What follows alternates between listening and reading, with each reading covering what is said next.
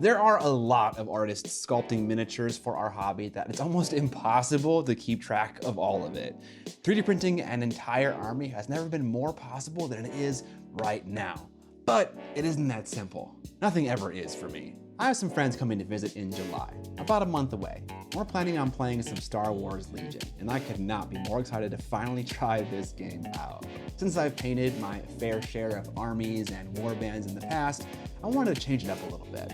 I want to 3D print my entire recon-sized force for Star Wars Legion. But before I can do that, I need to figure out who makes versions of all the units in my list, and among those options, who makes the best one.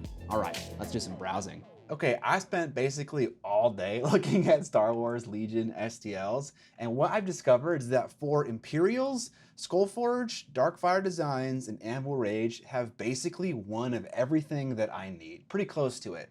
And then furthermore, companies like Warbear and Jandro 3D have just some cool, interesting things that I kind of want to look at more and maybe proxy for something in my army.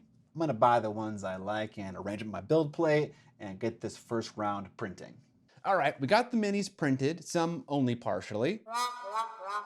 But before we compare them, what am I even looking for? Firstly, I just want to make sure they look okay next to models from the game that I'm printing for. So let me grab my Galactic Imperial starter set so I can assemble a basic Stormtrooper for comparison's sake. Secondly, and most importantly, I want the model to be thoughtfully sculpted for the 32mm scale.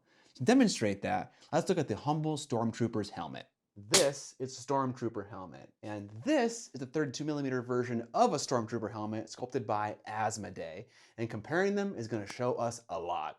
On the bottom portion of their helmet, they have this stripy thing, and if we look at the Asmodee version, we see only two, whereas on the 1:1 scale version, there's like, I don't know, 8 to 12. If we follow this detail down to the chin area, we see kind of like a speaker mesh in the 1:1 scale, and also little stripes here in the goatee section of the helmet. And if we look at the helmet of the small scale version, that detail is either gone completely or very simplified. Over here along the ear version, we see a dot, a rectangle, and another dot. If you look at the ear version of the small one, it's just one little square. The 1:1 scale version of the helmet has 7 teeth. The miniature one has only 5 teeth. And so that's what I'm looking for when I'm trying to figure out what STLs are good for painting. I want the model to look and feel like the thing it's representing, but I also don't want it to be a total drag to paint because there's so many tiny little fiddly details that I can't even paint. For now, let's check out some of the options that I printed out and get specific. Starting out with the Riot guys, they both look pretty great. And in fact, I'm probably going to use both of them in my army because I have 4 units of these guys. So I'll just do 2 of one and 2 of the other. However, there are some things to talk about. Looking at the Skullforge mini, there are some lines that would be a little bit difficult to render with a paintbrush. Furthermore, there are some details like on the shoulder pad here that just kind of seem a little bit needless and don't need to be there and are kind of crowding the space just a little bit. Otherwise, I'm really happy with the level of detail on this model from Skullforge. The Riot guy from Anvil Rage, despite having a missing leg from a printing issue, is pretty much a flawless 32mm model. There isn't much on this mini that I would remove. The belts on his shoulders are really fine and detailed, and I probably couldn't paint that well with a paintbrush, and if I did, it would take me a lot of goes, but otherwise everything else on here is thoughtful, and I wouldn't remove virtually any of it. Now, when we go to the KX security droids, the story is not necessarily the same. The Anvil Rage one clearly has a larger head and also thicker limbs. This one would probably be the runner-up if not for tiny, imperceivable details, like on his joint armor right here. There's like gearing and detail right there, and I can even barely see it under a huge light here, totally unpainted. So yeah, that detail is going to disappear once I apply a layer of primer and some paint. Moving on to the model I'm going to use as my Director Krennic. I really wanted this Darkfire Designs one to work, but I think it's definitely sculpted for 75 or 54mm, not necessarily 32mm. I bet if I blew this model up and printed it at a larger scale, it would look amazing. In fact, let's do that. Boom, here he is, and my God, is he absolutely glorious. I know Darkfire Designs models are supposed to be true scale, and that probably contributes to why this model is just so much better at a larger scale than a smaller one. The other two are from Anvil Rage and Skullforge Studios, and they're both fantastic. The Skullforge one definitely looks like a fantastic Krennic model, and this other more generic guy is pretty cool as well. However, he is just drowning in detail and probably a little bit too big. So if I wanted to use this guy, I'd probably scale him down a little bit, just a tiny amount, maybe like 1-2%. And that might make some of this detail even worse, just because it's getting a little bit smaller. But despite that, everything is pretty readable. Nothing is too tiny. It's just a little bit too dense with detail right now. Moving on to the Death Troopers, we have 2 from Skullforge and 1 from Anvil Rage. The 2 hooded ones I have from Skullforge are just so awesome. I want to definitely use those in my army. As far as detail goes, I think this looks mostly okay. Probably a lot of the stuff you would normally see on the back of the model is hidden, which is probably helping it a little bit. But these guys are just so badass. I definitely want to include these ones in my army.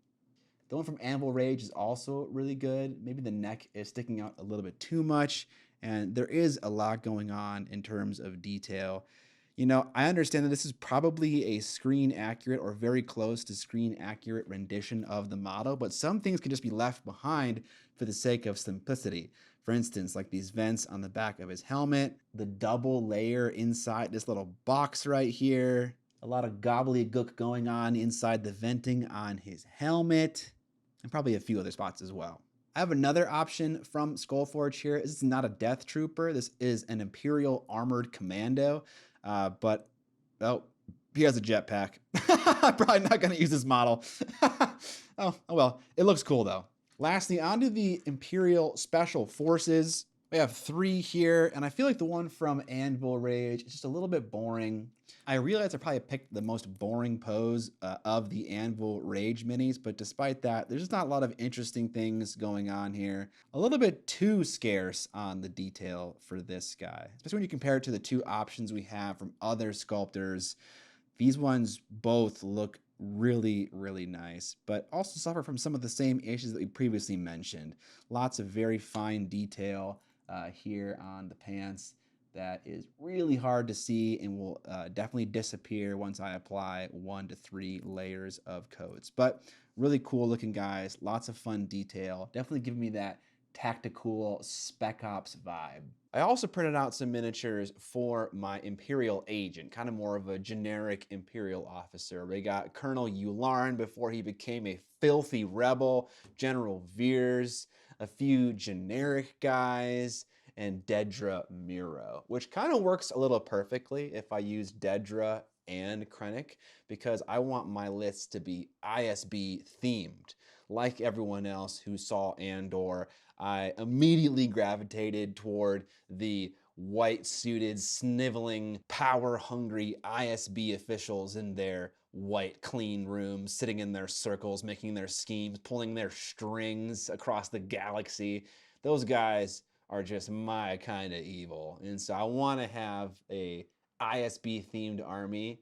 One last thing I want to say about these minis is that I threw around the term paintable a lot. And just to be clear, all of these models are absolutely awesome and they're definitely paintable. There's just certain details that would be difficult for me to render in a way that I find satisfying. And so I want to make sure that the models I'm painting, I'm going to have a good time painting as well. But yes, these are all glorious. These are all well sculpted miniatures that would go into my army pretty much flawlessly. With a few STLs picked out, let's print out my full recon-sized ISB themed Imperial army for Star Wars Legion.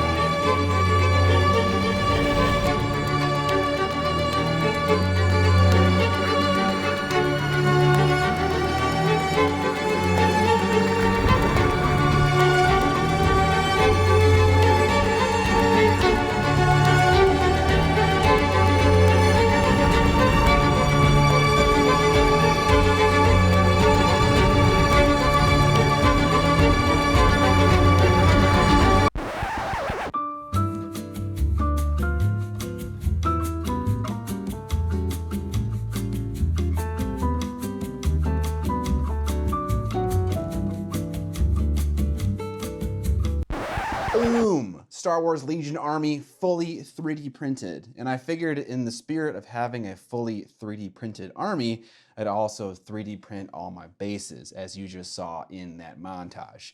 And this next segment is more for me than it is for you. Okay, Pat Scott, here's how I painted these bases. I primed them black and then base coated them ardent green from scale 75. Then I mixed in some birch from the same brand and lowered down the PSI in my airbrush and made the paint thicker than normal to get a nice speckly finish. Then I took some Nicar, also from scale 75, and did the same thing. I then did the same thing with some Tenebrous Gray from AK Interactive to get some more variety on the surface.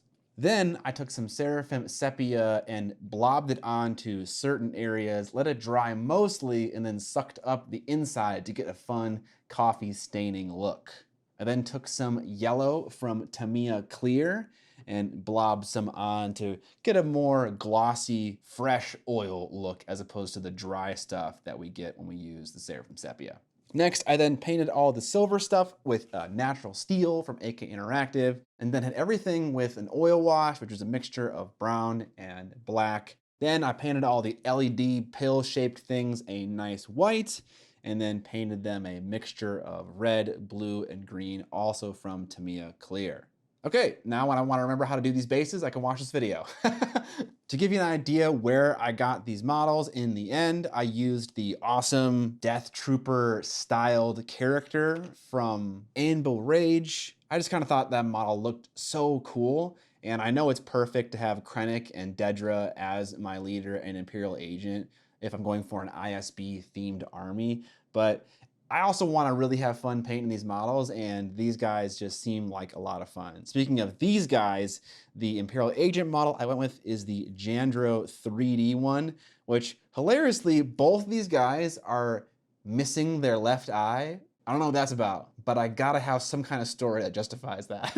This model from Jandro 3D is easily the best model in this entire bunch when it comes to like my excitability level to paint it, how considerate it is of the 32mm scale, everything we were talking about. This is the best mini of the bunch for sure. For the Death Troopers, I used a mixture of Skullforge and Anvil Rage because the guys with the capes, again, were just so sick. And then for the Riot Troopers, I used another mixture of Anvil Rage and Skullforge so I can get a little bit of Stormtrooper action and a little bit of ISB themed police kind of looking guys action. And then lastly, for my Imperial Special Forces, I went with the Darkfire Designs minis. These guys definitely have a lot of stuff on them, and there is some very small details that I'll probably struggle to paint a little bit, but the poses, the different helmets, they have the right kind of detail that I want. Other brands were missing some iconic features like that little circle and line on their backpack, and some had like really tiny Imperial logos that were like impossible to paint. I didn't want to deal with those at all.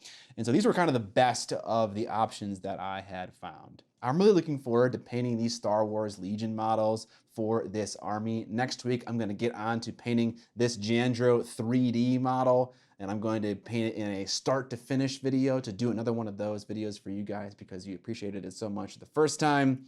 And I'm having just a great time in general because I'm sending pics to my friends as we're working on these things together. They're getting hyped, it's getting me hyped. Honestly, if you're running a little bit low on Hobby Mojo, just having some kind of like event planned with your friends where you're all working together towards some kind of common goal, it's just really a fun and great idea, honestly. It really helps me stay motivated. I hope you guys are looking forward to another army painting series on the channel. I know that I certainly am. If you guys want to support the channel, there's a number of ways to do that. All things linked down in the description below, but most notably, if you want to buy some of the hobby products that I'm using in my videos, you can use the Amazon affiliate links down there. If you saw this cutting mat and you liked it, you can pick up that on my web store along with some other hobby tools like my brush coffin that stores brushes and other similar shaped tools. Also on my web store, you can find minis, large scale minis, 75mm ones, 32mm ones that come as STLs for you to print out and paint, just like I'm doing with this army here. And also I have a Patreon where you can subscribe for monthly rewards, like getting videos early, getting access to my Discord server, and more. Subscribe or die! And most importantly, don't forget to paint more minis!